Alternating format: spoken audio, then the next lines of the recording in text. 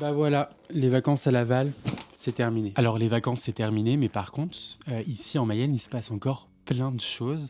Alors j'ai compté, dans une année, il y a à peu près une cinquantaine de week-ends.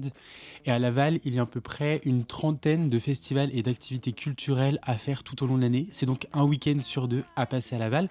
Alors moi, je vous en ai sélectionné 5 qui sont les plus importants et je vous en parle maintenant. Et on commence par le festival des Trois Éléphants qui est né en 1998, soit un an et demi après ma naissance. C'est un festival qui a lieu fin mai, début juin. Il réunit à peu près plus de 30 000 spectateurs chaque année. C'est à Laval, en plein centre-ville. C'est un super festival, moi j'adore et mes amis y vont tout le temps. En Mayenne, il y a aussi un événement international majeur lié aux arts virtuels, numériques et à toutes les nouvelles technologies. C'est un événement que j'attendais avec impatience pendant mon enfance. Il a lieu souvent début avril. Ça s'appelle Laval Virtual et c'est l'occasion de découvrir les nouvelles technologies de demain. Je me souviens, moi par exemple, d'avoir vu la 3D avant même qu'on parle de 3D au cinéma. Et donc ça avait vraiment bercé toute mon enfance. Il fait nuit et c'est l'occasion de vous parler des Nuits de la Mayenne qui ont lieu tout le mois de juillet et août et qui investissent des lieux partout en Mayenne. Alors c'est un festival d'art du spectacle, d'art de rue. Vraiment, ça réunit énormément de personnes. C'est vraiment un festival que j'apprécie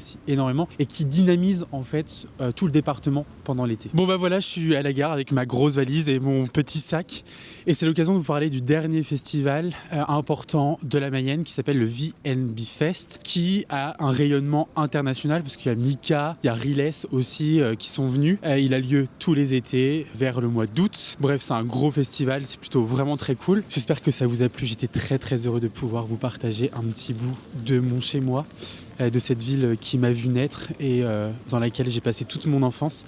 C'est vraiment trop cool. J'espère que ça vous a donné envie de venir. Si c'est le cas, n'hésitez surtout pas. Il y a vraiment plein de choses à faire. Et nous, on se retrouve très prochainement pour de nouvelles aventures. Allez, j'arrête là parce que mon train arrive. Donc n'hésitez pas à me suivre, à vous abonner et puis voilà.